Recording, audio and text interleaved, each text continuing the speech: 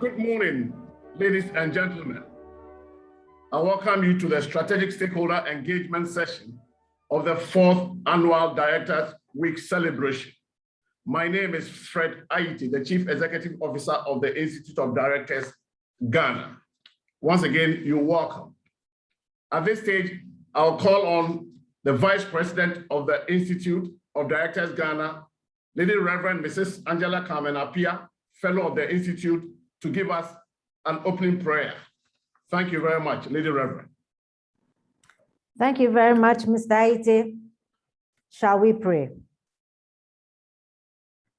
Our Heavenly Father, we thank you for your faithfulness. And we ask that even as we have come to deliberate on issues concerning governance, you will grant us the grace for ethical conduct.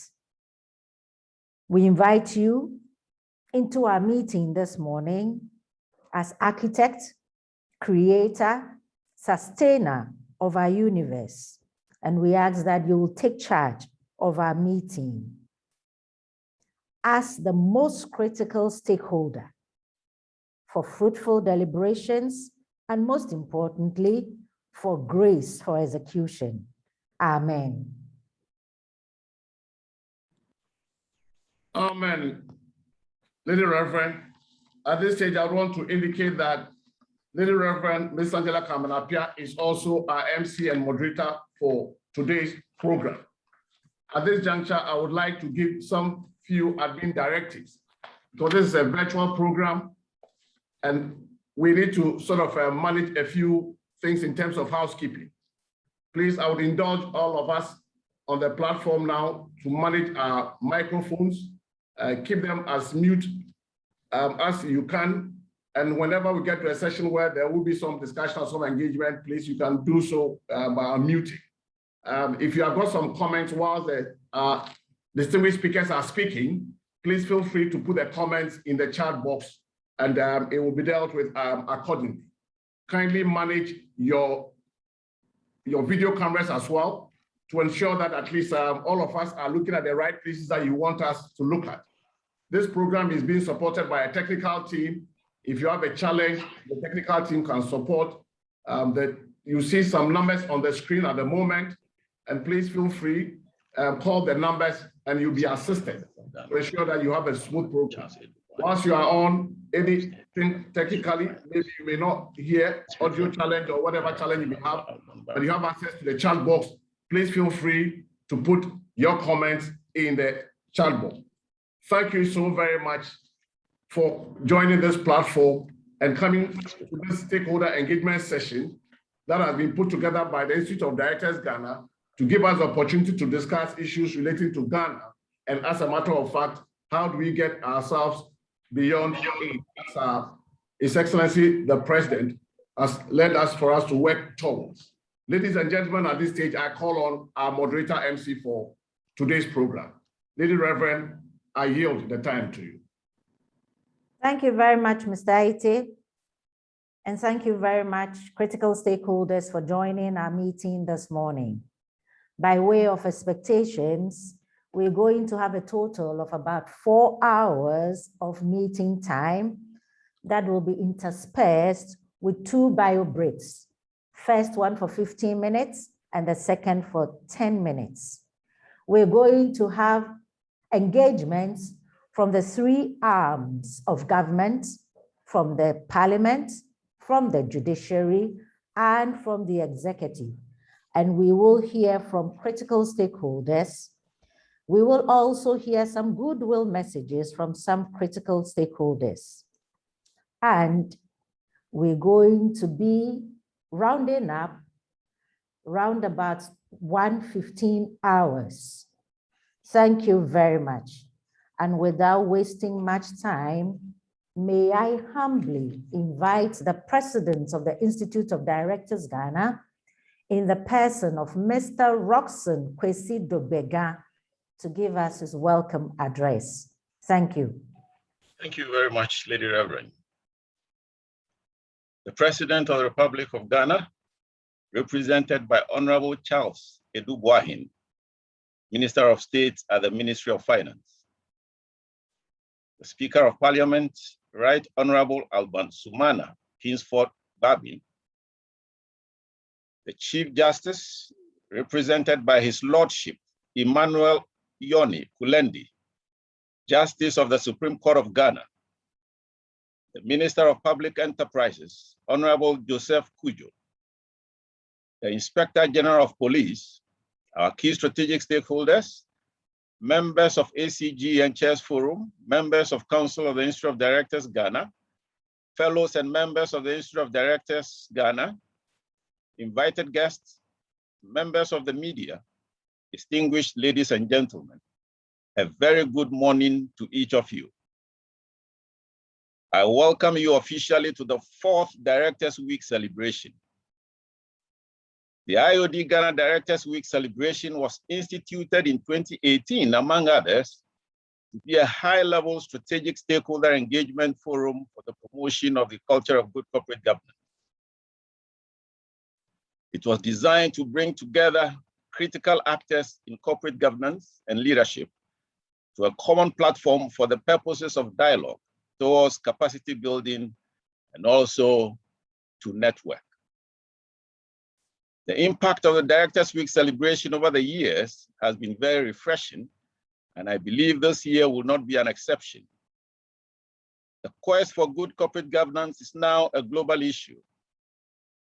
In the words of James D. Wolfenson, a former president of the World Bank, I quote, "The proper governance of companies will become as crucial to the world as the proper governance of countries."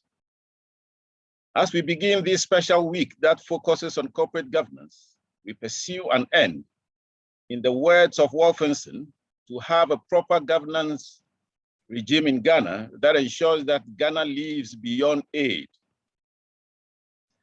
This year's event kicks off with a strategic stakeholder engagement session, which focuses on understanding the role of the 3 arms of government. They are supporting agencies and other public institutions and organizations in promoting good corporate governance as the country pursues its agenda of achieving the vision of Ghana beyond aid. Distinguished ladies and gentlemen, on the 22nd January 2006, Ghana was peer-reviewed by the African Union in Khartoum, Sudan. The Africa Peer Review Mechanism is an African self-monitoring system. It entails a country voluntarily accepting to undertake an internal audit of its political, economic, corporate, and socio-economic governance by ordinary citizens, after which an external audit or verification is conducted by an independent panel from the African Union. The report, prepared together with a program of action, enables other heads of states to peer review the appraised country to encourage policies and practices that foster governance and development. In the country report and program of action developed by the African Peer Review Mechanism Secretariat, the need to develop a harmonized set of guidelines in the country for corporate governance was highlighted to be fashioned after models like the Organization for Economic Cooperation and Development, OECD, and the Commonwealth. The development of a single code containing a harmonized set of guidelines was believed to present one standard reference for governance at the corporate level and help good corporate governance. Ladies and gentlemen, it is now 15 years after this report, and a national corporate governance guideline is here to be consolidated in Ghana, although significant progress is gradually being made in our corporate governance climate. Distinguished ladies and gentlemen, I am happy to report that on the 4th of November 2021, the Institute of Directors Ghana, in collaboration with the Bank of Ghana, Securities and Exchange Commission, SEC, the State Interest and Governance Authority, SIGA, the Association of Ghana Industries, AGI, the Ghana Bar Association, and other stakeholders launched the project for the development of the National Corporate Governance Code for Ghana, which is expected to be completed within a year. This is a major milestone, a collaborative effort by stakeholders to improve the culture of corporate governance in the country And I wish to extend my sincere gratitude to the Governor of the Bank of Ghana, who launched the project, and also for his unflinching resolve to support the Institute in promoting good corporate governance outcomes in this country. The Institute of Directors Ghana has continuously been at the forefront of promoting the culture of good corporate governance through national capacity development by organizing training programs, advocacy, and policy development. Key among its achievements is the publication of a Director's Handbook as best practice guide in corporate governance in 2011. A second edition was issued in 2017, and currently preparations are underway to launch the third edition soon. The Directors Week celebration, instituted in 2018, which is in its fourth year now, is also one of such progress being made in promoting good corporate governance culture in the country. We are happy to convene to reflect as we measure progress and look towards the future with hope and poised for action. The need for a comprehensive best practice guide on corporate governance cannot be overemphasized, considering the fact that corporate governance has progressed from a relatively unknown academic management of study to a key policy issue for businesses and governments. Corporate governance will encourage investors to invest their funds confidently in a particular company, and the donor institutions have made good corporate governance as one of the criteria for advancing funds to a country. It's in this light that we must pursue good corporate governance, not only for its value for corporations, but as a nation that aspires to live beyond aid. It is without doubt that to live beyond aid, what we need is ethical and effective leadership.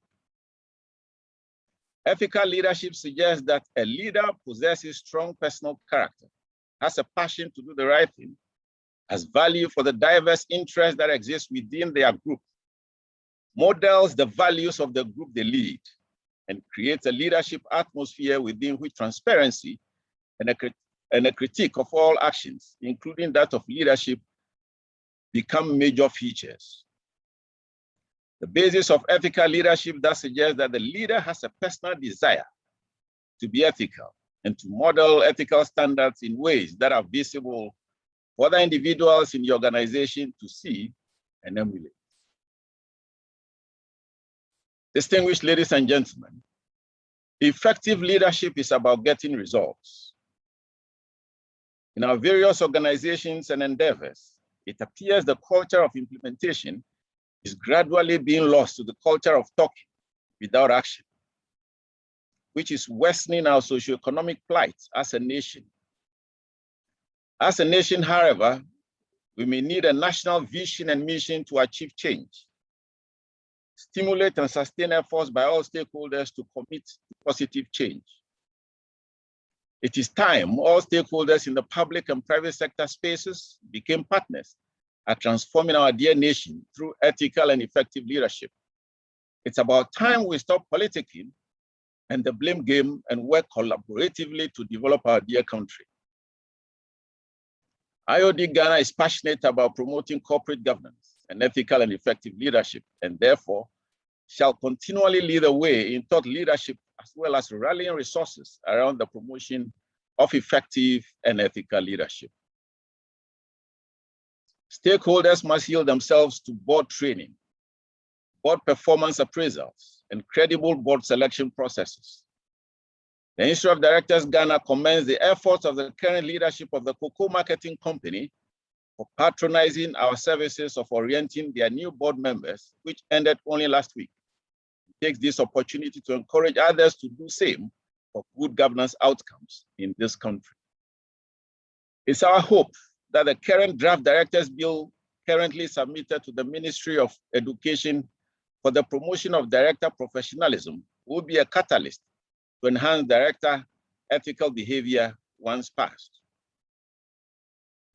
The strong support for the development of the Directors Bill by Honorable Joseph Kujo, Minister of Public Enterprises, during the Directors Week launch a week ago is highly commendable.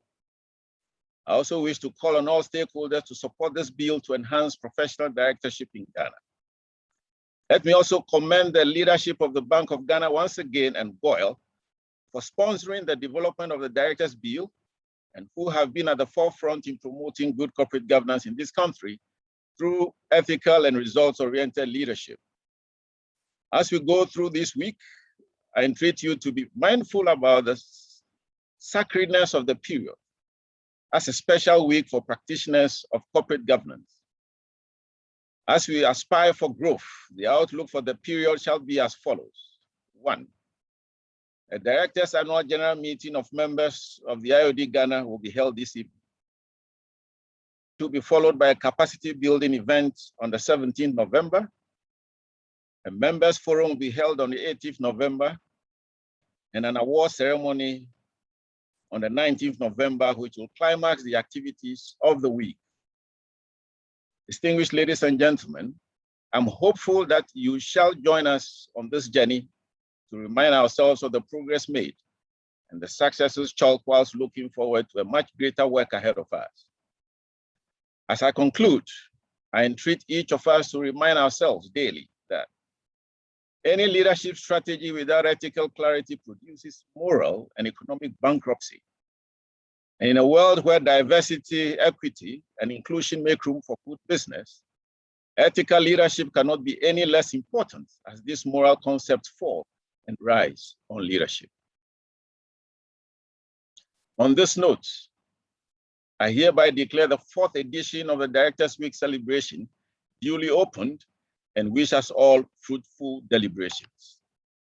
May God bless our institute and also bless our homeland Ghana and make us great and strong. I thank you. Thank you very much, Mr. President. On this note, I'd like to acknowledge in our midst the presence of the representative of His Excellency Nana Addo Dankwa Akufo-Addo, the President of the Republic of Ghana, who will give us the keynote address. Ladies and gentlemen, without wasting much time, may I humbly invite Honorable Charles Edubuahin, Minister of State at the Finance Ministry, to do us the honors. Thank you very much. Thank you very much, and good morning to you all. Speaker for Parliament, the Chief Justice, all ministers and deputy ministers present, the Governor of the Bank of Ghana, directors, heads of public sector agencies and associations, distinguished invited guests, ladies and gentlemen. It is a great honor to be here today before such a distinguished audience. Allow me to extend my apologies of His Excellency President Nana Addo Dankwa Akufo-Addo, the President of the Republic of Ghana, who could not be here with us today.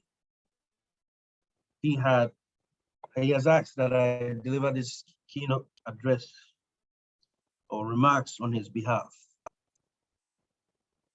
I'm hopeful that through today's discussions, we will be able to foster strong collaboration amongst various public and private stakeholders to promote good corporate governance and ethical leadership to build a more resilient economy while promoting the Ghana Beyond Aid agenda.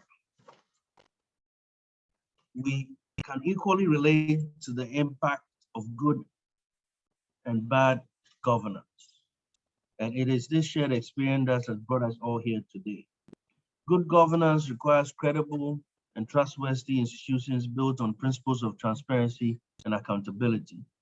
In government, we quickly realized that we had inherited a deficient financial infrastructure when we took over in 2017.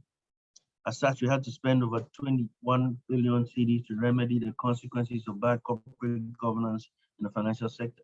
We also spent about 4.5 billion to protect investors in failed asset management companies.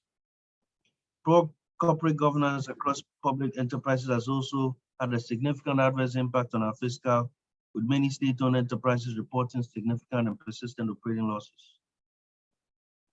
For instance, by the end of 2019, there was a cumulative total of 16.37 billion outstanding on-lent loans to state-owned enterprises.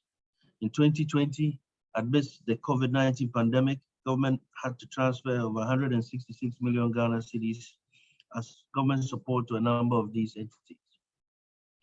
Ladies and gentlemen, these resources could have been used to expand social welfare programs to mitigate the impact of the pandemic on the average Ghanaian, amongst others. The cost of poor governance can be enormous. We have engaged extensively with the management of SOEs and set up SIGA.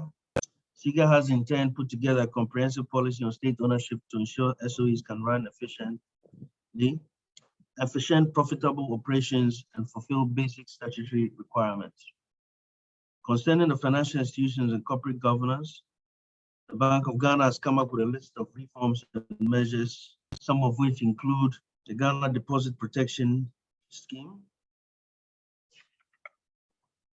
They've established a responsibility of a Financial Stability Council to evaluate and identify threats, vulnerabilities, and risks to ensure the financial system stability, and the establishment of minimum criteria for approval of persons as significant shareholders, directors, and key management personnel. In addition to this, the government has put in place stringent measures, including the PFM Act's enforcement to protect the usage of public funds. It is against this backdrop that we very much welcome such events.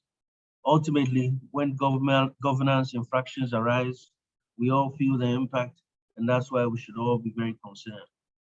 For us in government, we believe in putting in place structures to enhance accountability, because that is what is good for the markets and market practitioners.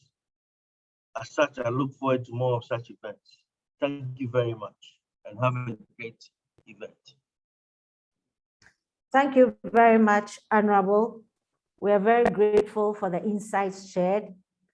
We are hopeful to hear more from SIGA and also from relevant critical stakeholders concerning government's interventions to ensure financial jurisprudence.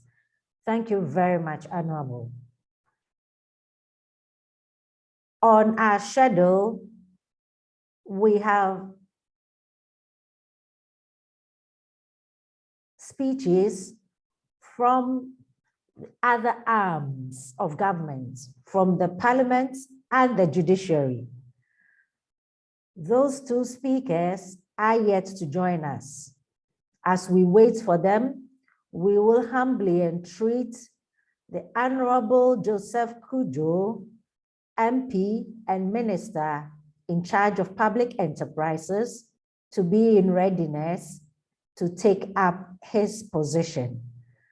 Soon after him will be Mrs. Jemima Owari, the Registrar General, who will also give us some insights. Then we will round up with Honorable Stephen Asamoah Boateng, Director General for SIGA. Yeah, thank you too. Good morning to you all.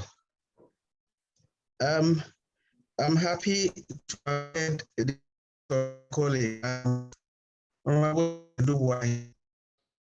the angle really highlighted the need for good corporate governance was exciting to me. The accumulated losses in several billions of cedis incurred as a nation because we've not been practicing good corporate governance. More, nothing less of that. But then I must greet everybody, distinguished participants. It's an opportunity to share with you my thoughts on the critical role public enterprises play in the development of our nation. Ghana has since independence had public enterprises which have been operating as commercial entities with a view to contributing to national development. In the current political enterprises will continue to be a central feature of our development process to achieve the objectives for which they were set up. That is providing employment opportunities for citizens. This is fundamental. And also to provide services and drive investment and development in critical sectors of the economy. And most importantly, to contribute to the budget through payment of dividends to the state, which is the shareholder of these enterprises. And distinguished participants, it is a matter of increasing concern that our laudable objectives for setting up of these state enterprises have not always been achieved. The reasons are not far-fetched. I have no doubt that being Ghanaians, you are all well aware of the challenges of some of the state enterprises, which you all knew while growing up. But to date, none can be said to have been solved. We can all remember companies, these come up almost every now and then, companies that we all know of, which have become defunct, but their equivalent companies thrive elsewhere and we import products from them. Just imagine how Ghana would have been if we would, the automobiles we drive, the cars we drive, were having ties manufactured by a Bonsa Ties company near Takwa in the Western region. What it would have been like. And that you participating in this conference and the glass of water you will take would be taken from a glass manufactured from a Bosso glass factory. And that those very electronic devices we are using, if we had been able to grow the Akasanoma brand, just like Samsung, in the same period of time, developed South Korea developed their Samsung brand. We're also having our Akasanoma brand here in Ghana. Imagine we had been in developing the electronic products. That's also where the Ghana brand. We can go on and lament the defunct companies we have suffered, but we all can agree unequivocally that these companies were run around just because of lack of proper corporate governance practices. And we must also say ethical leadership, which we didn't provide as a country. Distinguished directors, ladies and gentlemen, how can public enterprises implement good corporate governance standards and have ethical considerations in ensuring a move towards the Ghana Beyond 8, which a vision the president carries? Public enterprises collectively represent about half of the size of Ghana's GDP today, and therefore remain key with corporate governance and ethical leadership.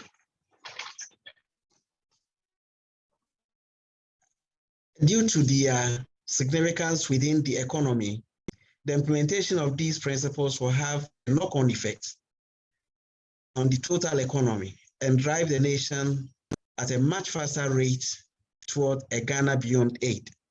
Indeed, the incidence of business as usual not only need to change, but has already begun to change.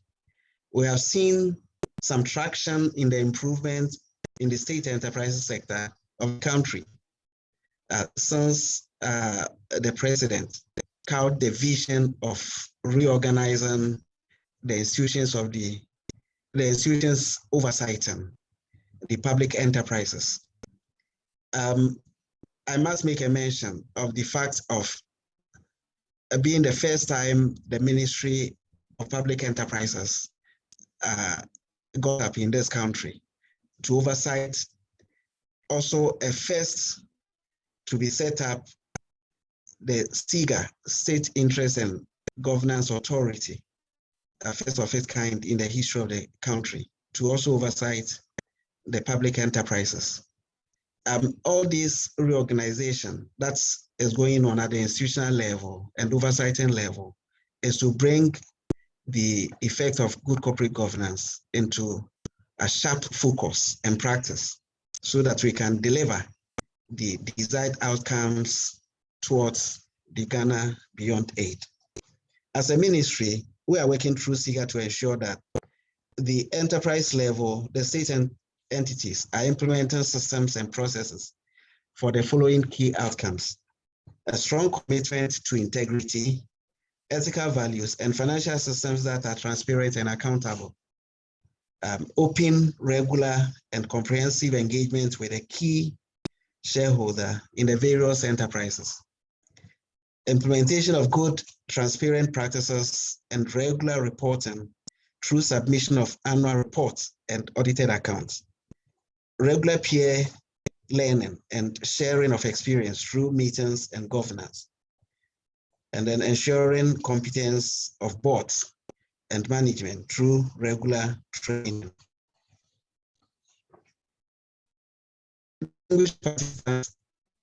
Ethical considerations and business performance are linked, and integration of values such as honesty, trust, transparency, and fairness into business models are fundamental. Permit me to say honesty, ethical behavior and actions are in short supply in this country. That is to say, they are in high demand, and few state actors that will espouse these principles would go a long way to motivate others to come along and ensure that we achieve the principles of good corporate governance to drive our effort towards the Ghana Beyond Aid. We can all look forward to a more confident, accountable, and delivery-focused public enterprises sector going forward. Your role in engagement with SIGA as Institute of Directors, this continues to provide a capacity for boards in this connection, and more effort in this direction will be welcome. Distinguished participants, ladies and gentlemen, our framework has been laid, and we need to monitor and evaluate effectively to keep our enterprises on track.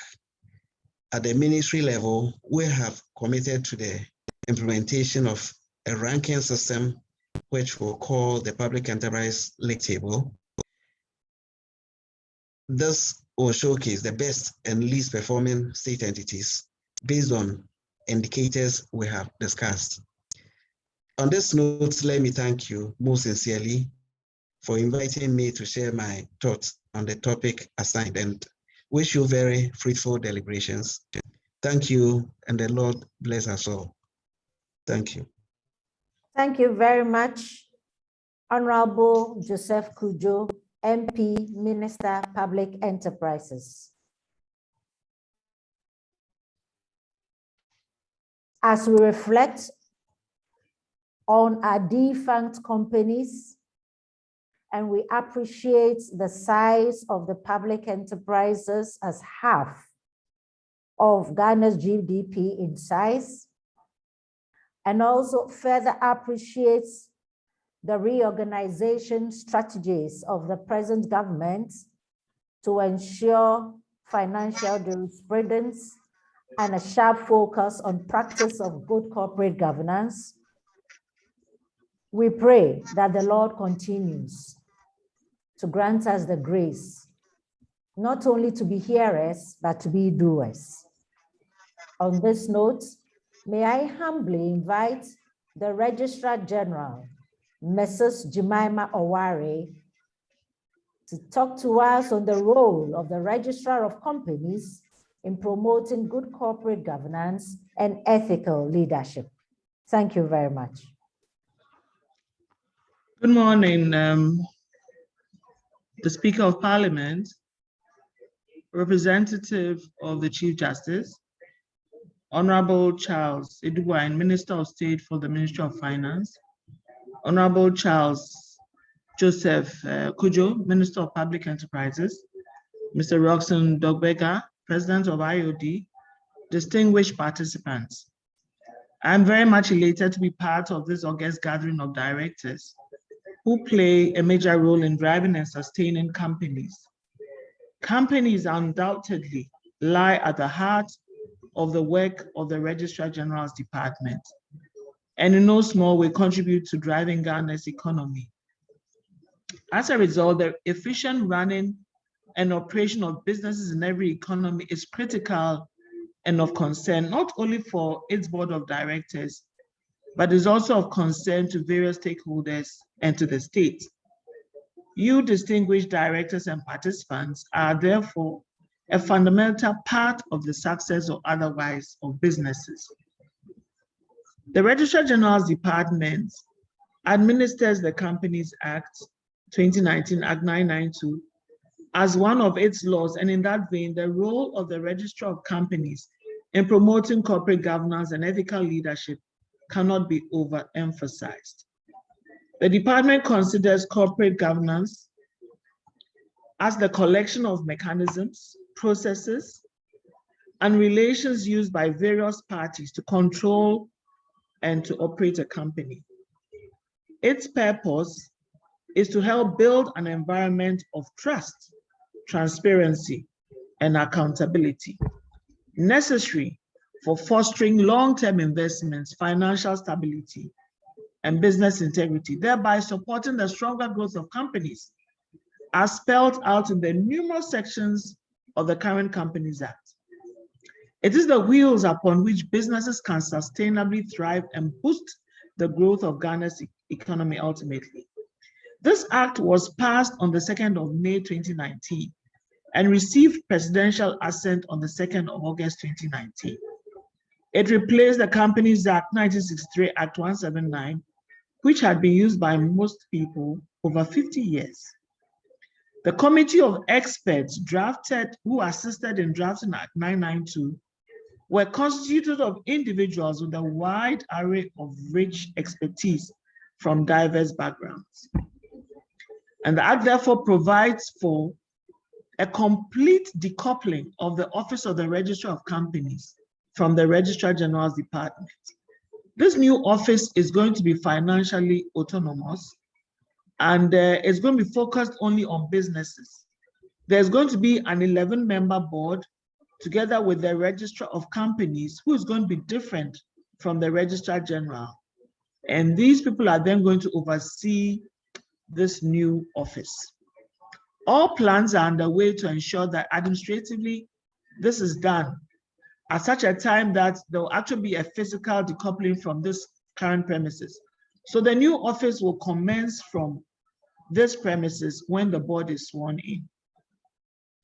With the establishment of the Office of the Registrar of Companies, there is going to be the establishment of an insolvency services division to regulate insolvency practice under the Act.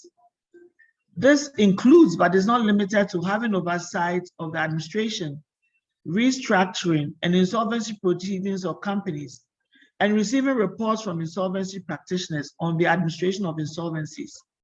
There is going to be also a compliance unit and a more empowered company inspectorate division to enhance supervision and ensure stricter compliance by companies in meeting their regulatory obligations.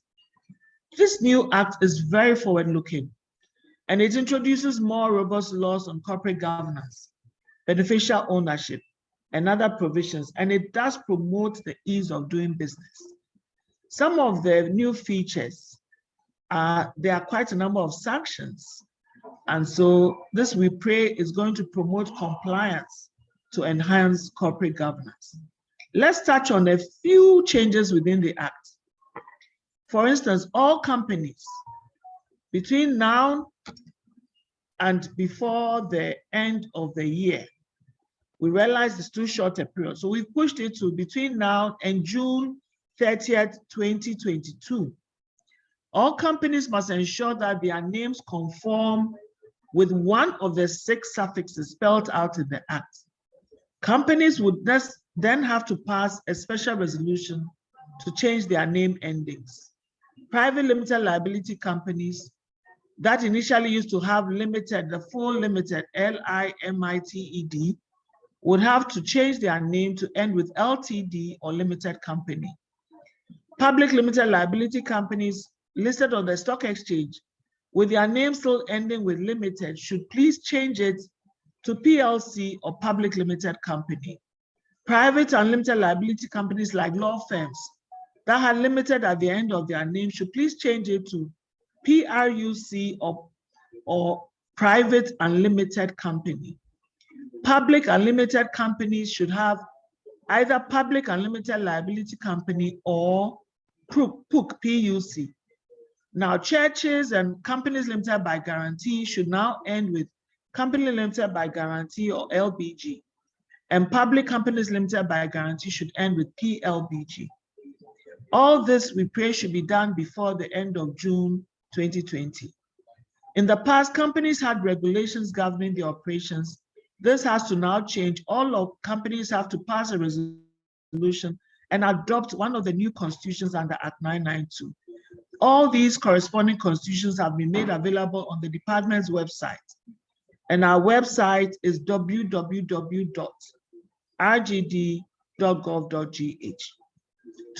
For the ease of doing business, we've done away with the certificate to commence business and the Form 4 profile. So once you fill one of our forms, Form 3 to 3E, you can either attach a constitution or you can adopt one of our constitutions.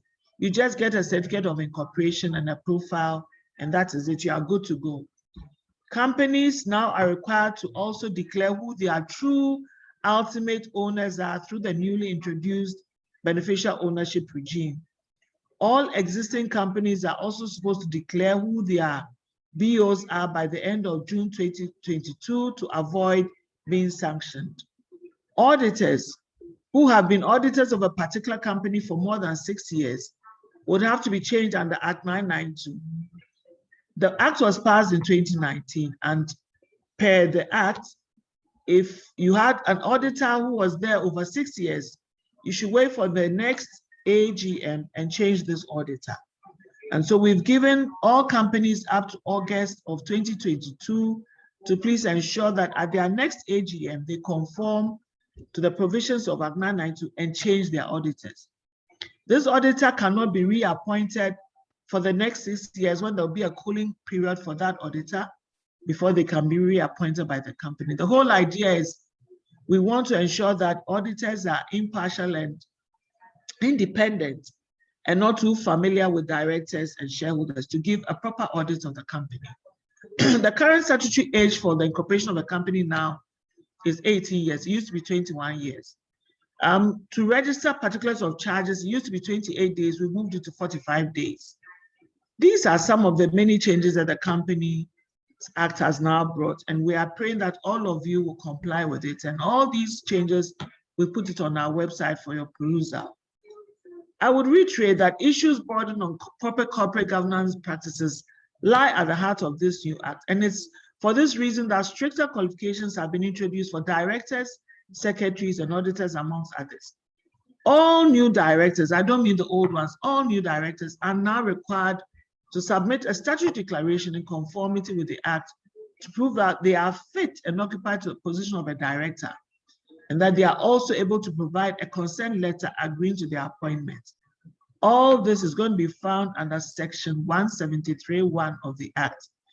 This director definitely must not be an infant or somebody adjudged to be of unsound mind, or a body corporate or an undischarged bankrupt.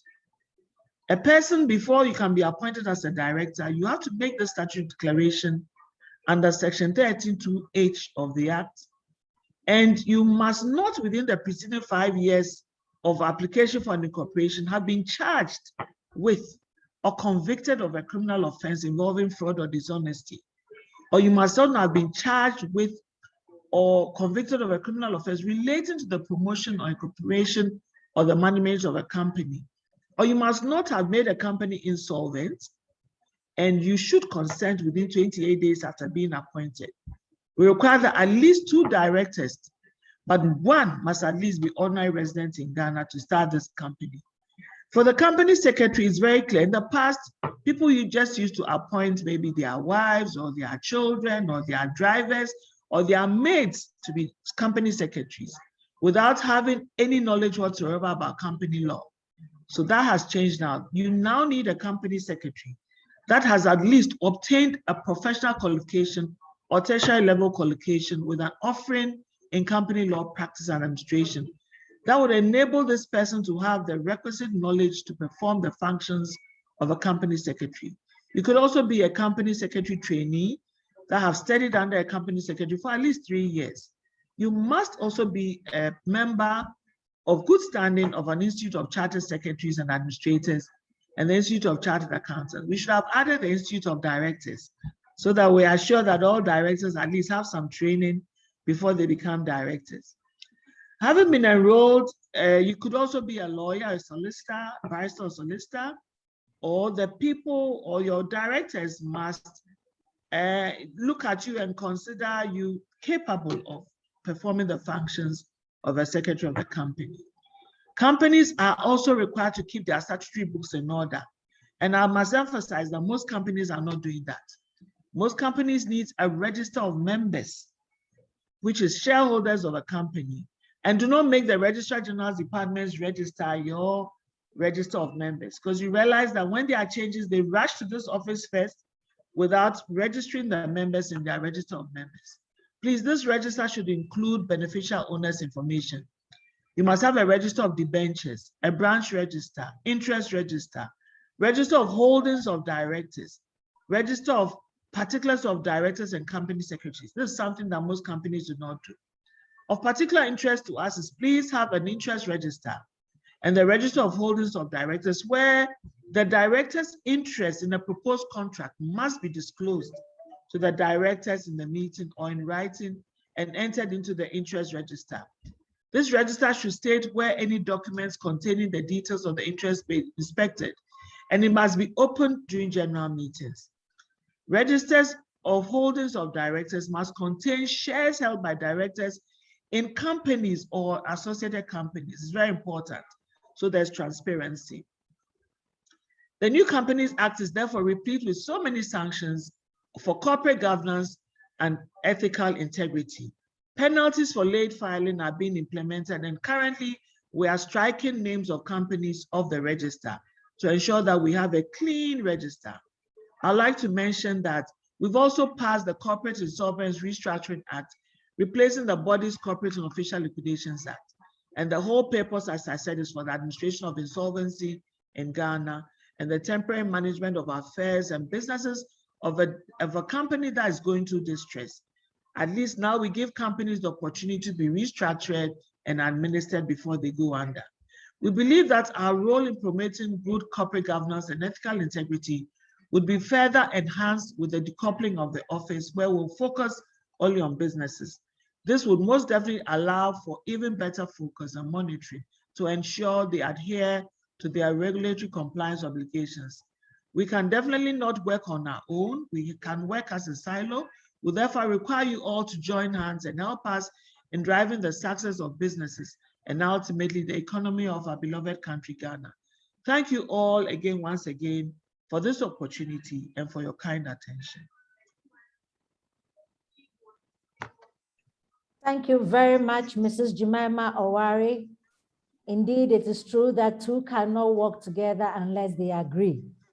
So as we join hands with the Registrar of Companies, we have been reminded of the expectations in appreciation with system strengthening and the new paradigm shifts. And as we take stock and appreciate our gaps, we would work together on the way forward. Before we listen to Honorable Stephen Asamoah Boateng, the Director General for SIGA, I'd like to take a few minutes to run us through some background to these celebrations. So the Institute of Directors Ghana established and held the maiden Directors Week celebration in 2018 as an annual event to bring directors and members of the Institute together to build their capacity, network, and share ideas on how to promote directorship and professionalism in their various spheres of influence. The second Directors Week celebration was held in 2019 in Accra, with 2 outstanding international corporate governance conferences that brought together top-notch directors and high-level stakeholders from 19 African countries on the ACGN front. The first international conference was held on 7th May 2019, and this was done in collaboration with International Finance Corporation, IFC, and the African Corporate Governance Network, ACGN. The guest of honor then was the President of the Republic of Ghana, His Excellency Nana Addo Dankwa Akufo-Addo, also supported by many seasoned speakers. And the second conference was held on the 22nd November 2019. The keynote address speaker then was Professor Mervyn Eldred King, a world-renowned corporate governance expert from South Africa. This conference featured high-level masterclass sessions themed Emerging Trends in Corporate Governance, which was also certified, signed by Professor King himself. The third was held virtually on the 26th of November 2020. The keynote address speaker was Professor Paul Boachi, a renowned strategist and leadership consultant, world-renowned corporate governance expert from South Africa. This conference also featured a high-level virtual masterclass under the theme Perspectives on Promoting Good Corporate Governance. Speakers were Dr. Maswell Opoku Afari and Mrs. Elsie Addo Awadzi, both first and second deputy governors of the Bank of Ghana, who spoke extensively on good corporate governance. This year's virtual event, which happens to be the 4th since inception, promises to be very extraordinary. Under the theme, Good Corporate Governance and Ethical Leadership, an essential requirement for organizational turnaround. On this note, may I humbly invite Honorable Stephen Asamoah Boateng, Director General of the State Interest and Governance Authority, SIGA, to speak to us on the role of SIGA in promoting good corporate governance and ethical leadership in state enterprises. Thank you very much. First of all, let me thank you all for this invitation to speak to the Institute of Directors in your week celebration, the Directors Week celebration, which has been very, very well organized. And it is refreshing to be part of this engagement where you want to discuss the role of SIGA in promoting good corporate governance and ethical leadership in state enterprises. As you may well know, State Interest and Governance Authority, in short, SIGA, is the centralized oversight body which has been set up by law to oversee and administer the interests of the state in state-owned enterprises, joint venture companies, and other states' entities. We are also obliged to ensure that these entities adhere to good corporate governance. And for that matter, we have been working assiduously with other stakeholders to ensure that we put this together.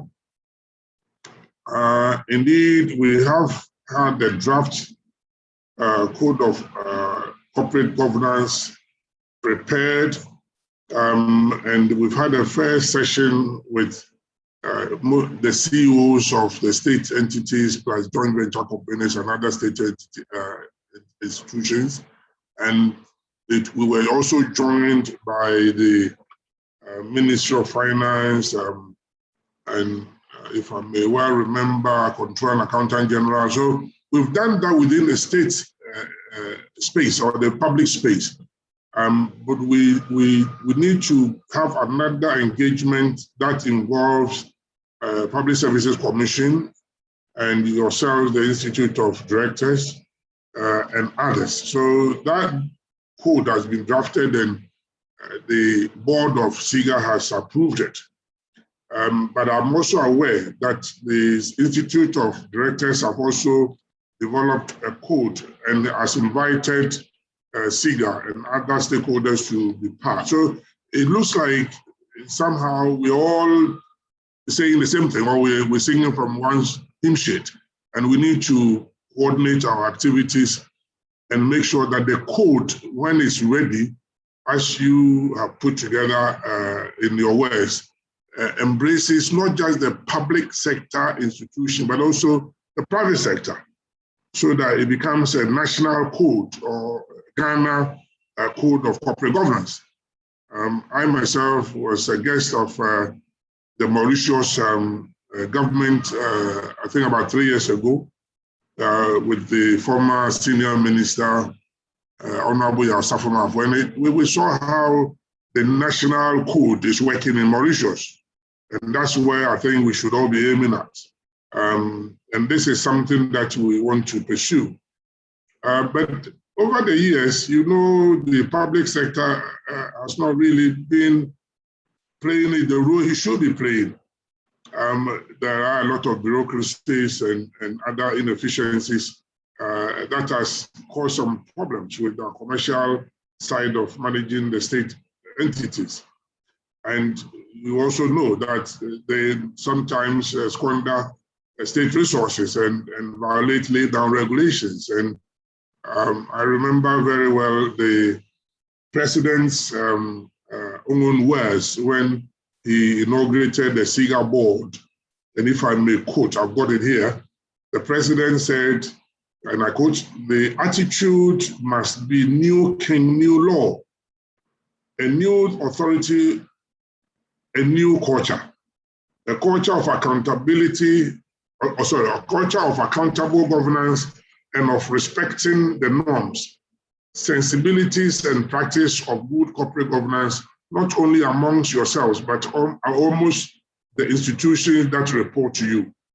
And quotation closed.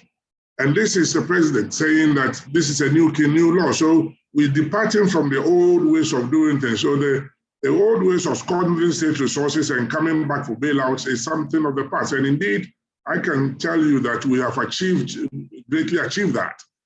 The last year was a little problem because of the COVID. And they came, about 8 institutions came in for some government support. And even though we restricted the support to payroll, because the objective of the state, of government, was to ensure that every employee stays in employment within the COVID period, so we don't have problems on our hands as a nation. And so we supported them on their payroll support, but we did not extend any support to the operational side.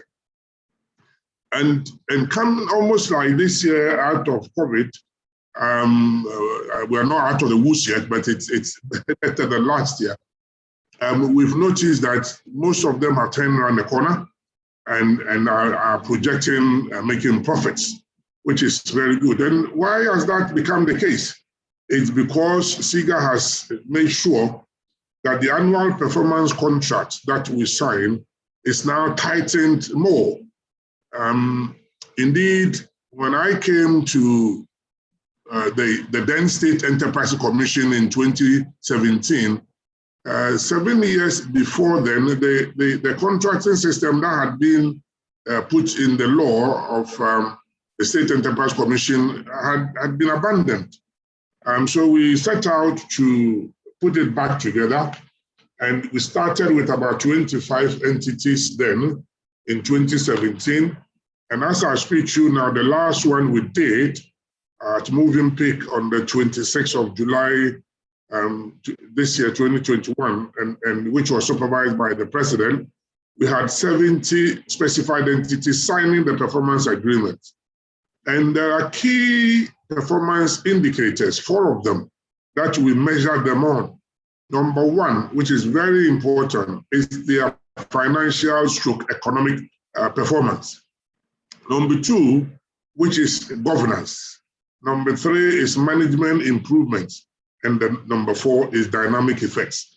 These are the KPIs we've set them to go and achieve, and we negotiate before that. And the consequences are that if they fail and they don't report to us for us to amend the conditions and work with them, then they lose their bonuses and they lose their salary increases, and they might also be sanctioned. Sanctions may well include penalty points and also removal from office and dissolution of the boards. And with this in mind, these state entities are now on track and delivering.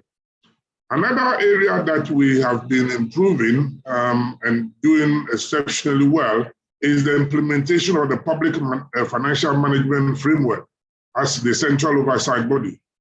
We, State Interest and Governance Authority, has acted as the go-between for some of the entities in dealing with their commercial lenders, their creditors, and in certain circumstances, service providers to whom they owe money. Examples are the PBC, Produce Buying Company, who buy cocoa and were indebted to a lot of the banks and were almost at the verge of bankruptcy about 3 years ago. And as I speak to you now, they've been pulled out and they are now almost making profit. Another one I can recall is the IoD-Gh Distillery Company Limited. And another one is the BOST, Bulk Oil Storage and Transportation Company, also in the brink of almost losing their businesses. Now we have managed to negotiate with creditors and they are doing well. Another area that has helped us in steering them away from the losses and making profits or making them efficient, it's the engagement with strategic holders.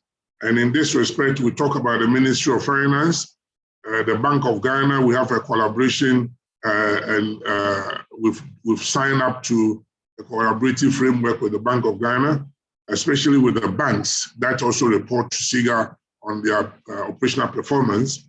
And we are working with the bank on that one. And we're also working with the Public Service Commission to draw a framework that we can work together collaboratively on the core areas of corporate governance. So this kind of engagement with stakeholders and working as a team is very useful.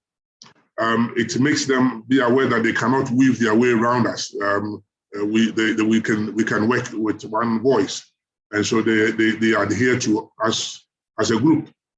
Then the other area that has also helped us a lot is what I introduced, and it's not a law, but it was useful to get them to understand that we work as a team. And we got together and created what we call Chamber of CEOs. And this Chamber of CEOs that involves state public entities has 3 key main objectives. The first one is knowledge sharing. We realized that not all CEOs were at the same level of knowledge and experience and skills and all that. So knowledge acquired by those with huge experience are shared to those who are new. And so we speed up the process of learning and getting everybody up to speed. We also have a second objective of peer reviewing ourselves so that the bad image of corruption and mismanagement and misapplication of state resources and all that kind of image that the media were hyping on, we had the internal mechanism to arrest it. And in this respect, we set up a conflict resolution mechanism that involved 3 senior CEOs, 3 senior board chairs, and 2 key senior ministers. Because sometimes conflict arises and there's a minister in the middle somewhere who is trying to control a CEO or trying to control the business of the state.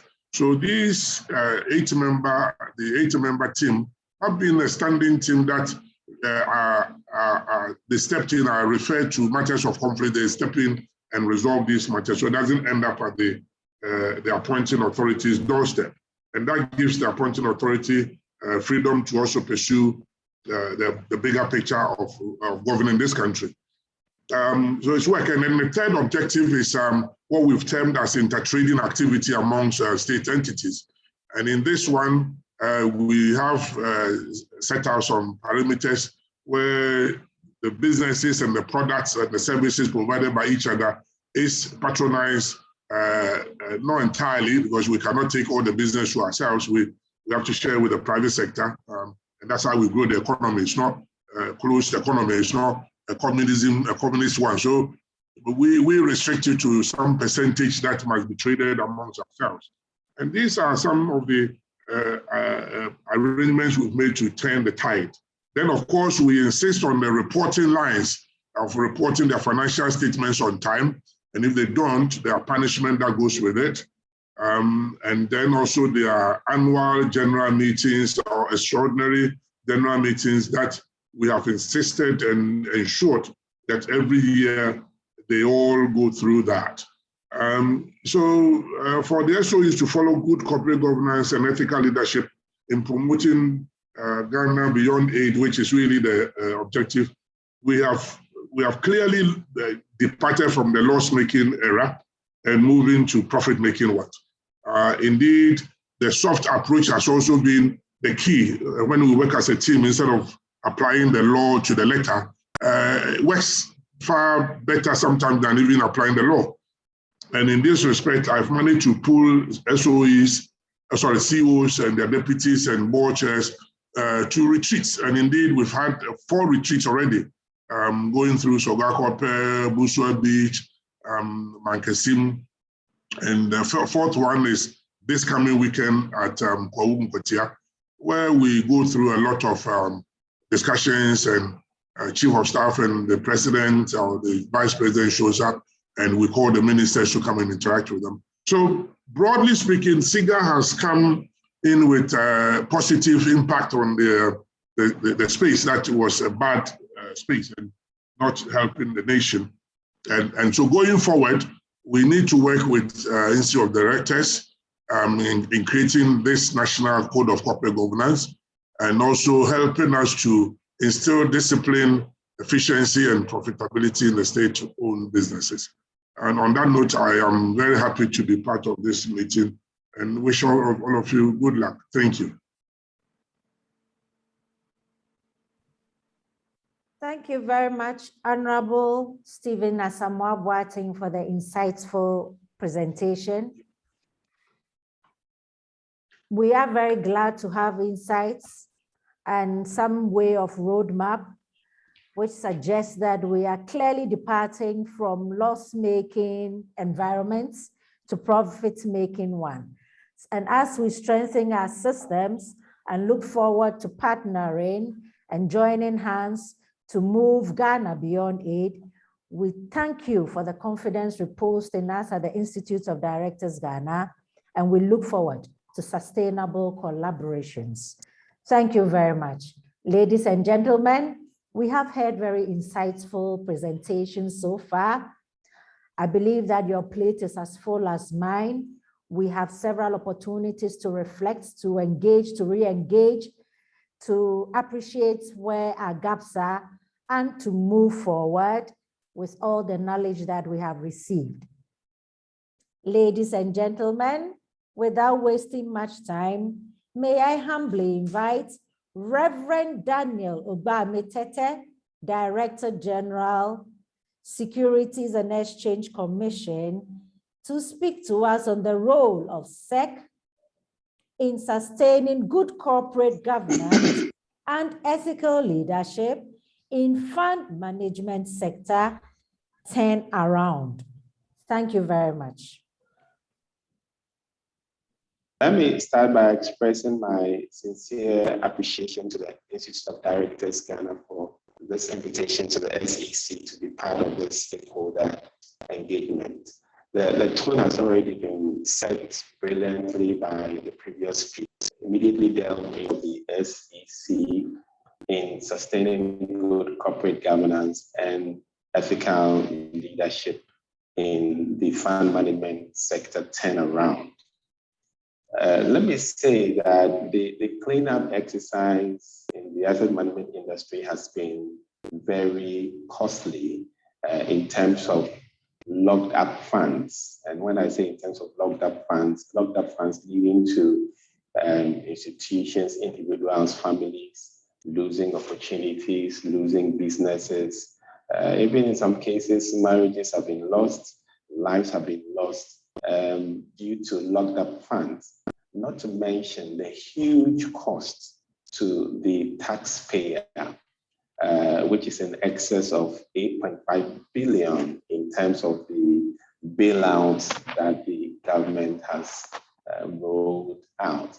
And therefore, it's important that we take steps to ensure that we do not see a recurrence, of this scale where the fund management industry is concerned. From the regulatory standpoint, it's imperative to perform a root cause analysis to provide the necessary insight for troubleshooting and fixing the weaknesses in the system. The financial system, as I believe would all agree, is central to the economy, given its pivotal role in capital mobilization and the allocation necessary to fuel economic activity and engender growth. So we have no option but to ensure that we sustain the vitality of the financial sector, in particular the asset management industry. The crisis that broadly was evidenced by liquidity constraints of the market intermediaries, a deterioration of the quality of assets, weak balance sheets, a failure and inability to meet the requests of customers, leading to a surge in customer complaints, along with the potential threat of eroding the confidence of asset owners or liquidity providers in the financial system. From the viewpoint of the SEC, identified a number of under 5 broad categories, and in discussing them indicates what we have done and what we are doing to ensure proper governance and ethical leadership. So the 5 broad categories in terms of what led to the challenges in the financial sector, I would name as structural issues, conduct issues, governance issues, financial literacy issues, and regulatory issues.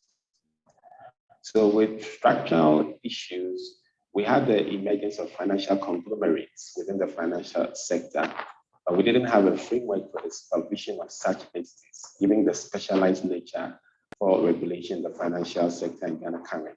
This allowed for some of the firms to exploit regulatory arbitrage. In addition, we have a great deal of interconnectedness in the financial sector, given interactions and transactions among the institutions regulated at the Bank of Ghana, the National Insurance Commission, the Securities and Exchange Commission, and the National Pensions Regulatory Authority. Cross exposures were rife, so any counterparty default tended to have a cascading effect across the entire system. The establishment of the Financial Stability Council, which brings together the regulators in the financial sector under the chairmanship of the governor, is a step in the right direction and to help resolve these structural issues. And I can say that over the past few years that we have the FSC in place, a lot of work has been done, and we are confident that the collaboration between the financial regulators would be stronger. Now, on conduct issues, the crisis brought to the fore the fact that some people who are being touted for success when in fact they did not understand their fiduciary duty and rather dabbled in what I will call reckless and in some cases wanton dissipation of other people's money. It's my word, it's my bond, appear to have been flung out of the window. There was mis-selling, unethical behavior, including diversion of client funds, dishonesty, including directing client funds to related parties without disclosure, and unprofessionalism, including lack of adequate disclosure, asset liability mismatch, lack of due care and diligence, are examples of the conduct issues that fuel the crisis.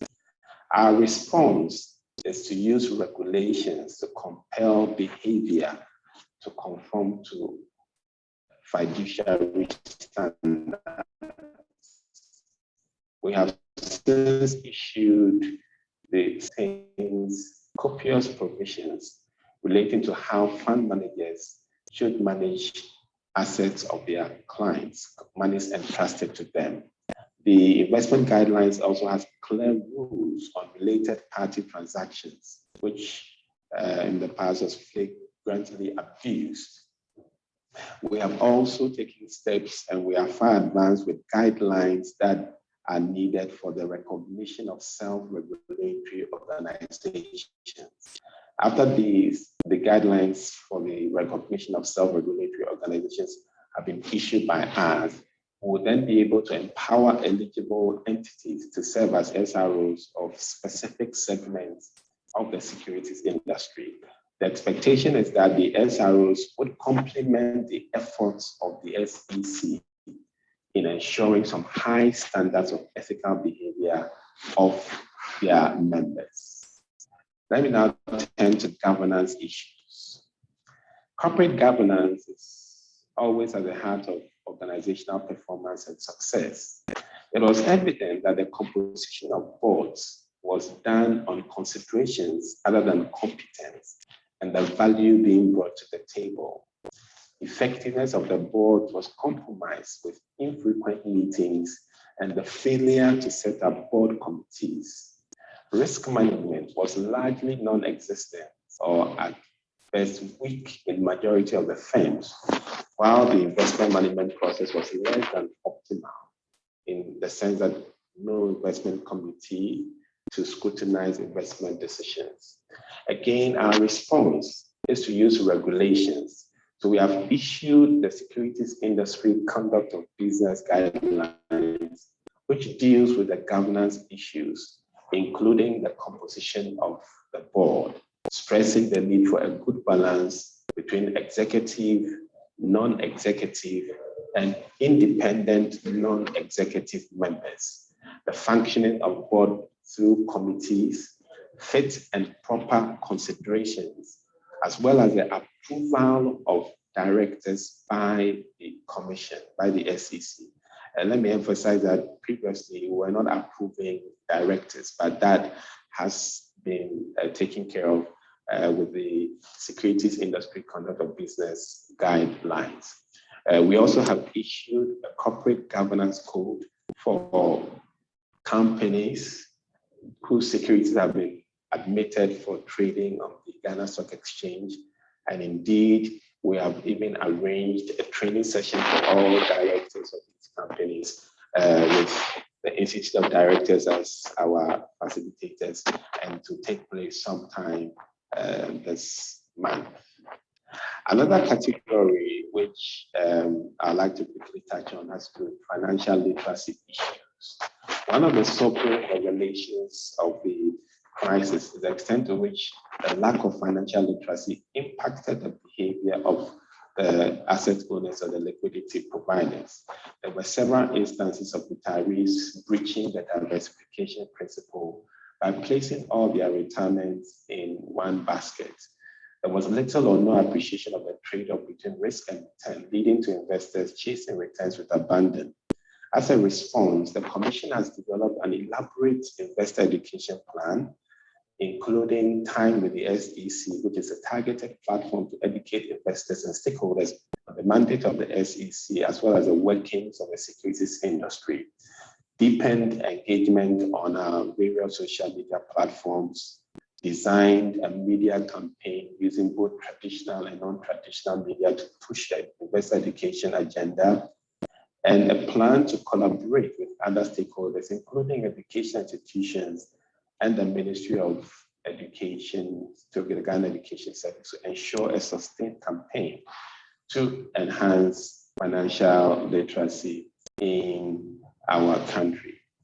The last category that I would touch on is regulatory issues. One of the lessons that we have picked up is the need to strengthen the licensing framework for the industry, saying that it represents the entry point. The goal is to ensure a very robust licensing framework that will make it difficult for unfit persons to be admitted to operate in the industry. We have issued a securities industry licensing guidelines, which has introduced some more rigor at the entry point into the industry. These include higher minimum capital requirements to ensure well-capitalized market operators while keeping at bay shameless opportunities. Fit and proper requirements have also been clearly defined in these guidelines to ensure that only operators with the requisite knowledge, qualifications, experience, skills, financial integrity, and clean record are given the privilege to function in the securities industry. We have also initiated a process to trigger the power we have in our Act to bar people who have not acted efficiently, honestly, and fairly from operating in the industry. As we are currently examining the officers of the field fund management companies to establish those who must not be allowed to operate in the industry. We have also taken note of some weaknesses in the current legal framework for the resolution of failed institutions. So we have initiated steps toward a comprehensive review of our governing acts and other regulations. We are also taking steps to address the capacity constraints of the SEC, namely human capital, finances, and technology, which have urgent resolution. One of the principles in IOD-Gh, which is the global standard setter in securities regulation that we are members of, has it that the regulator should have adequate powers, proper resources, and the capacity to perform its functions and exercise its powers. We have done some critical recruitment, mainly professional, over the last 12 months, and we have a few more lined up in the ensuing year. The digitalization program we launched 2019, though delayed, is on course, and we are excited about the prospect of achieving full implementation in the coming months. In the meantime, we have developed an interim portal that allows market operators to submit their returns electronically, and this has injected some speed into our supervision work. We are also on course to implement a risk-based supervision framework with the support of funding from the African Development. Patient capital, as we all know, is what is needed to fund economic development. And given the fact that the capital market is synonymous with this kind of patient capital, it goes without saying that the economy of Ghana stands to benefit from a strong and vibrant securities industry. So as I get ready to end my short speech, I would like to say that we at the SEC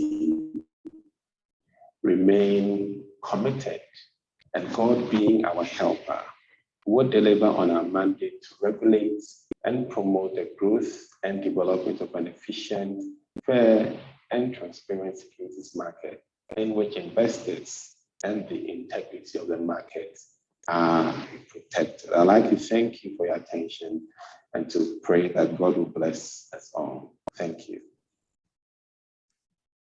Thank you very much, Reverend Daniel Obami-Tetteh, for the insightful presentation. we have received some overview of the present systems and processes being put in place to ensure proper governance and ethical leadership in the security industries. Thank you also for taking us through the indicators, especially the 5, starting with structural issues, conduct issues, governance, financial literacy, and regulatory issues that are going to help to set in motion a robust system towards the regaining of assurance and confidence of asset owners, of improving weak balance sheets, and of managing the surge of customer complaints. Ladies and gentlemen, as we prepare to listen to the next speaker, I'd like to remind us that each of us is going to receive a recording of this meeting. Should you have any challenges at any moment during the discourse of these presentations, please use the chat spaces or engage the reaction buttons for our technical team to support you. Ladies and gentlemen, we also have in our midst the representative for TUC. And this person is Mr. John Defo, Director, Policy and Research. We also have the representative in the person of Mr. Richard Achampong, Head of Administration, who would be speaking to the issue of the role of TUC in promoting good corporate governance and ethical leadership. He is standing in for Dr. Anthony Yauba, General Secretary. By way of expectations for the rest of activities before we round up, we will have a goodwill message from AGI. We will also have closing remarks from the President, and we will shortly be departing. On this note, may I invite the representative for Dr. Anthony Yauba, that is Mr. Richard Achampong, Head of Administration, TUC, to speak to us on the role of TUC in promoting good corporate governance and ethical leadership. Thank you. So, Mr. Chairman, distinguished invited guests and participants, friends from the media, good morning, everyone, and thank you, Mr. President of Institute of Directors Ghana, for giving the TUC an opportunity to be part of this year's Directors Week celebration. My name, as you have already indicated, is Richard Achampong, and I'm the Head of Administration Department of the TUC, representing the Secretary General, Dr. Yauba. He was out there in the regions holding our periodic district and regional council of FLIBA meetings with our grassroots members. And since I stood in for him in the first meeting, he's given me the privilege to continue in this second round of engagement. I would like to begin by briefly telling our distinguished guests and participants what the TUC is and what it does. The TUC is a membership-based interest group organization whose main interest is to promote and protect the interests of our members, in this case, workers in particular, and the working people of Ghana in general. It has 21 affiliate unions under its umbrella, operating in all sectors of the economy and across all 16 regions of Ghana. It is also the leader of organized labor. Our main role is advocacy, and we do this through several strategies. That is collective mobilization, collective bargaining, collective action, and coalition building. Before I continue with my presentation on the topic, I must note that my views and remarks are my own and do not necessarily represent those of the constituents or affiliates of the TUC, since I've not consulted with them. I say this because consensus building is a very crucial aspect of our work. Having made, let me share my thoughts with you on the topic allotted from my organization, which is the role of TUC in promoting good corporate governance and ethical leadership. There is no doubt among leaders of corporations, organizations, institutions, whether public, private, or non-governmental, that the health of their outfit is crucial to national growth and development now and the foreseeable future. The activities of these corporations, organizations, institutions underpin the growth of our economy and provide the needed jobs for the citizenry for better living standards and living conditions. These jobs provide workers with financial security for themselves and their families for their general welfare and well-being. Good governance then becomes crucial for creating and sustaining the systems that support human dignity and welfare for social prosperity, because it sets the tone and environment for all individuals to have a voice, whether they are a majority or a minority. Good governance holds that many perspectives combine to result in the best possible decision-making. It is important for the way it impacts today's decision-making, as well as how it impacts the decision-making of the future. The financial crisis of 2008 destroyed much of the public trust in public corporations and the financial markets. The financial sector cleanup in Ghana a few years ago is another example. Restoring public trust is critical to the health of the economy. The key to long-term prosperity lies in the strength of effective management, but effective management must necessarily be underpinned by ethical leadership. The challenge of ethical leadership has become an issue not only for corporations, but for all spheres of society as well. The principle of ethical leadership applies across board, whether one is referring to a government, an enterprise, a trade union, an activist group, a church, or a local club or association. Headlines in both mainstream and social media are flooded with unending scandals on a daily basis due to lack of ethics. This conversation, therefore, is about our roles and our responsibility to live and live ethically, regardless of which sphere of society we come from. Our focus must be to make ethical living and leading a way of life, regardless of which organization, business, area of government, region, or political party one belongs to. I hope this conversation will create awareness, challenge social wisdom, conventional wisdoms, test our own assumptions, and create opportunities for self-reflection as we prepare to develop a national corporate governance code for Ghana. Mr. Chairman and fellow distinguished participants, I know the detailed work of developing the code will come at the committee level. What we are doing here perhaps is to tease out the critical issues for thoughtful consideration during the actual work. From the foregoing, given the enormous advantages associated with good corporate governance and ethical leadership on social economic development, their importance can never be overemphasized. The big question then is, how can these twin advantages be harnessed for accelerated growth and development of our society?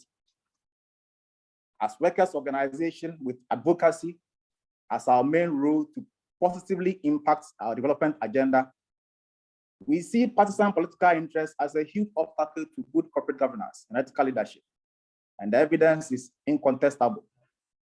The president, for example, appoints heads of all state-owned enterprises. These appointments are in most cases are done with little regard for competence and selflessness. In their place, partisan political considerations, cronyism, and nepotism are rather exalted. It therefore becomes difficult to crack the whip when open and blatant violations are committed. Poor governance practices have taught us much about the importance of checks and balances and about how government without accountability can lead to fraud and corruption. As a trade union, we are concerned about the impact of these provisions in our constitution on the health of our state enterprises. A campaign for the appropriate changes to be effected will not be out of place. The TUC has representation on a number of public organizations and institutions, and will continue to use our representation and influence to affect the needed changes for the desired results. Ghana is noted for developing excellent policies, but the problem has always been implementation and compliance. In the implementation of the soon-to-be-developed National Governance Code, it must incentivize compliance. At the same time, it must also contain the appropriate sanctions for non-compliance and violations of the provisions of the code. Good governance and ethical leadership must guide our actions in whatever capacity or field of endeavor we find ourselves. To conclude, distinguished guests and participants, allow me to draw a parallel from what His Excellency, the Vice President, Dr. Bahum Baobia, stated in one of his lecture series during the 2016 general elections campaign about macroeconomic indicators and job creation. And here I'm paraphrasing, that no matter how good the macroeconomic indicators, that is GDP, inflation, interest rate, exchange rates, and so on and so forth, may look or improve, if they don't translate into job creation, they become meaningless. By the same token or parity of reasoning, Mr. Chairman, permit me also to submit that no matter how good a national corporate governance code for Ghana might be, given the best brains you may assemble to produce, if its implementation and compliance are impeded by partisan political patronage, if it lacks the appropriate rewards and punishments to incentivize compliance and punish violators respectively, all the energies, resources, time, and efforts that will be expended in the development of the code will be meaningless. Let me also state that the TUC for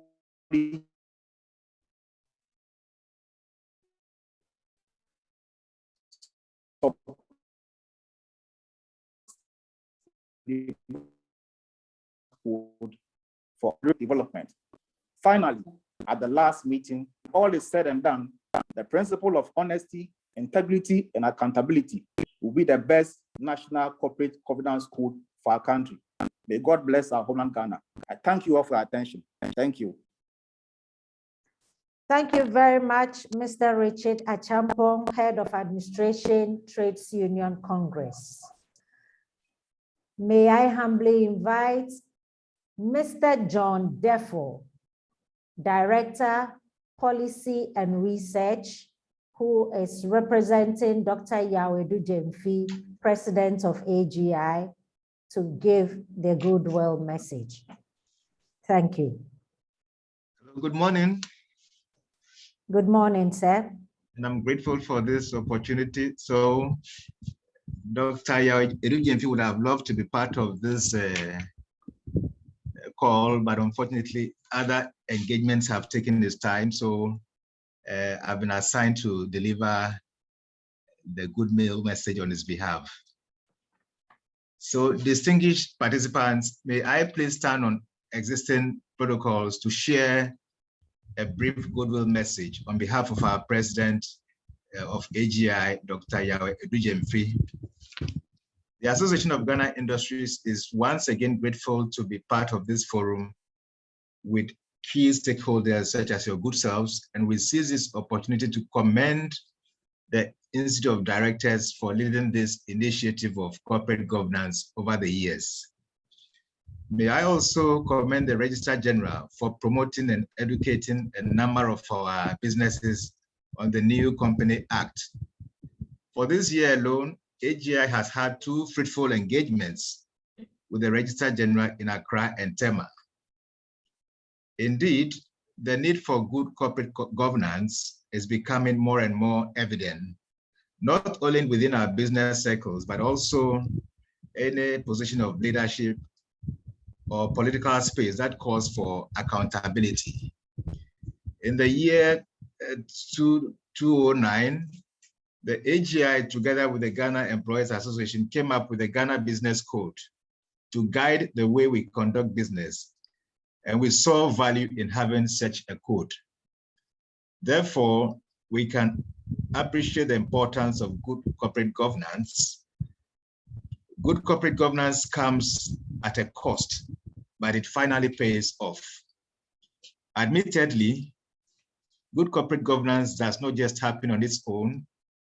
It requires that deliberate effort in setting up robust self-check systems and regular monitoring to ensure compliance.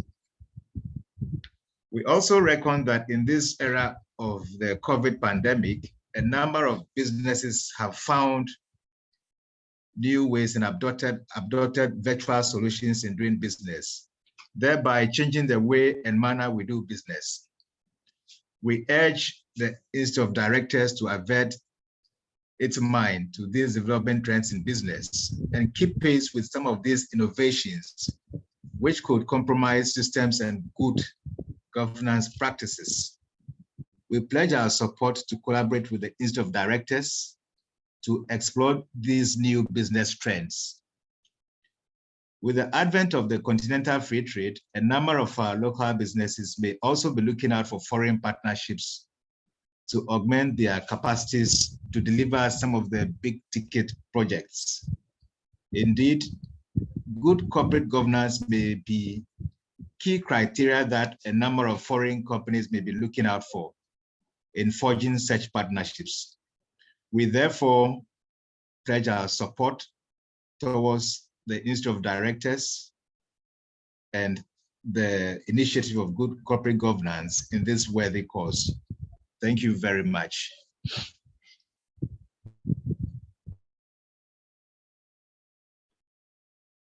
Thank you very much, Mr. Defo. Indeed, investors will be looking out for certain indicators to assure them of proper investment and to gain confidence.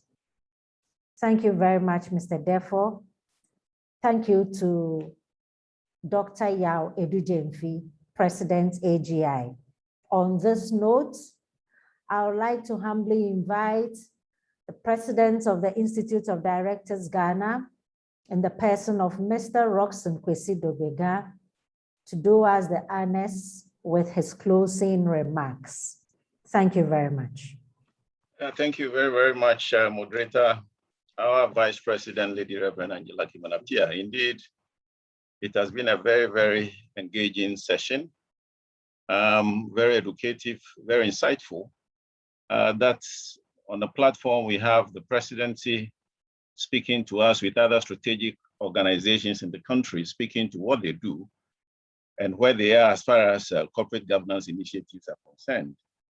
I take special note of the president's submission that the cost of poor governance can be enormous and affects all. It affects us all as a country.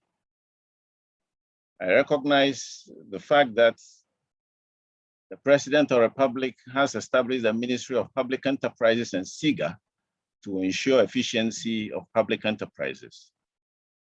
The President also remarked that when governance infractions arise, it affects us all. And this is very critical and a call for action that we must be protecting the pests, do all as we can as individuals and as organizations to ensure that we uphold the tenets of good corporate governance all the time.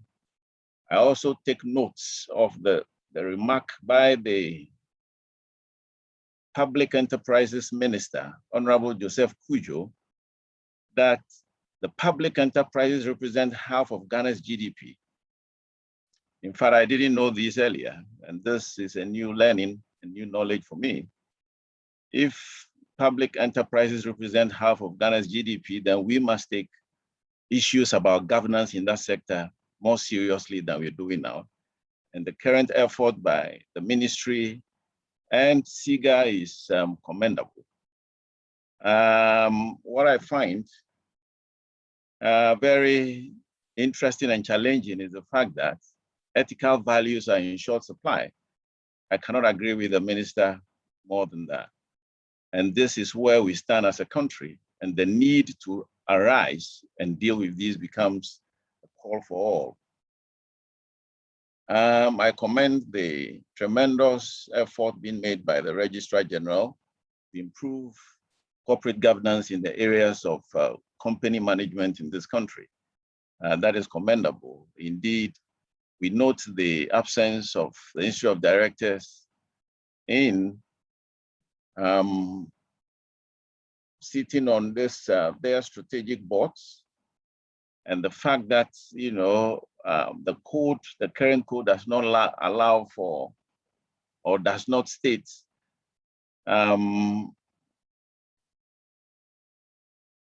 or does not make for IoDs to be consulted for its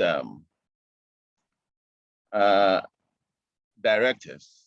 It's our prayer and hope that in the future, there'll be an amendment to allow the Institute to be able to contribute to supplying the director need of companies in this country.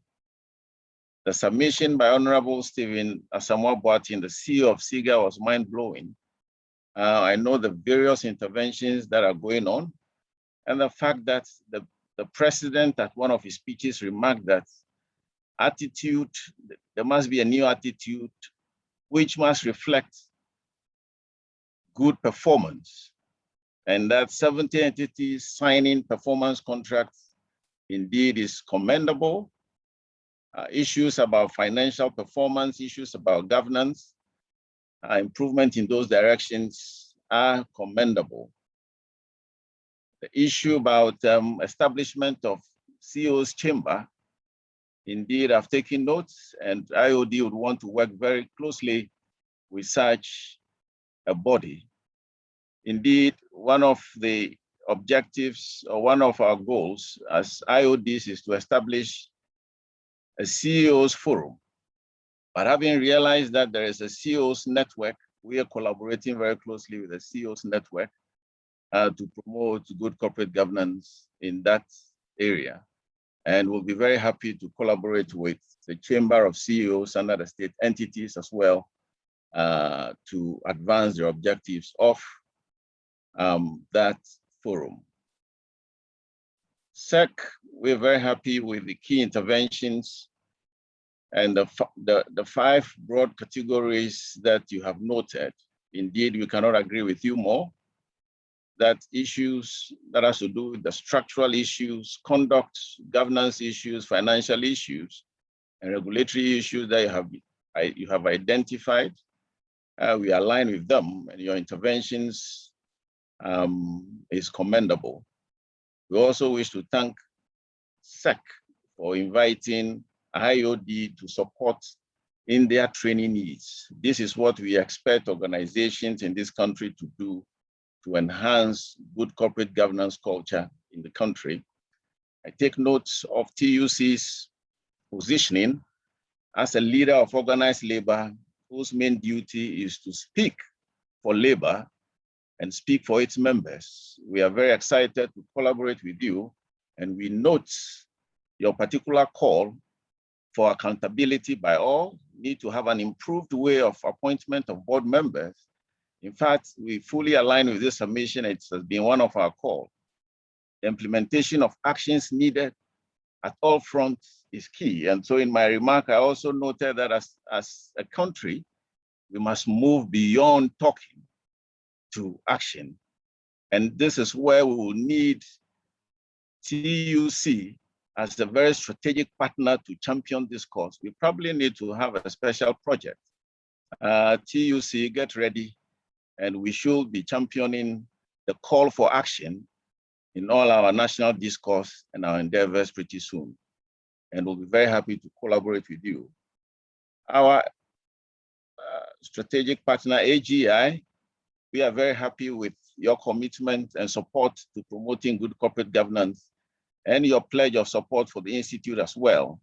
We note that, yes, AFCFTA presents a good opportunity and the need for us to step up governance capacity building and governance related issues is very key. We take note of that and we work collaboratively with you. In summary, distinguished ladies and gentlemen, this meeting has been very, very fruitful, and I note that the outcome of this is about ethical and effective leadership, good controls, good performance, and legitimacy.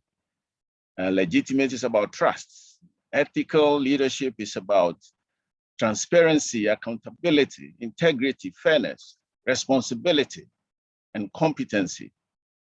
Effective leadership is about results. We cannot remain in this country talking and talking and talking without action. We cannot be politicizing everything. We need to hold all of us to account for our inactions. Let us move beyond the talking and get into action. On this note, distinguished ladies and gentlemen, I want to thank all our speakers from the presidency to all those who have spoken to us this afternoon and to all participants. Now the call for us is for us to go and do what we must do to promote good corporate governance outcomes in this country. And I'm looking forward to active participation in the rest of the program. On this note, I'd wish to thank all of you for coming and look forward to meeting you this evening at our AGM at 4. But this is only to our members. I thank you very much. My Vice President, Mrs. Angela Kimanapia, for the moderation, and the CEO as well. Thank you very much. Thank you very much, Mr. President. On this note, I'll give the closing prayer and then we will depart. Shall we pray? Our Heavenly Father, we thank you for this gathering in which thoughts, dreams, and visions have been shared. We also thank you for the many interventions made and being made by individuals and corporates to strengthen systems, improve processes for proper governance. As we join forces and as we put our hands together on the national plow, we pray for grace to collaborate effectively towards a common goal and vision for a Ghana beyond aid. We are also mindful of the truth that though a horse is prepared for battle, victory is only of the Lord. And we ask for great grace for execution towards sustainable, fruitful deliberations to make Ghana bold and strong indeed. Amen. Amen. Amen. Amen.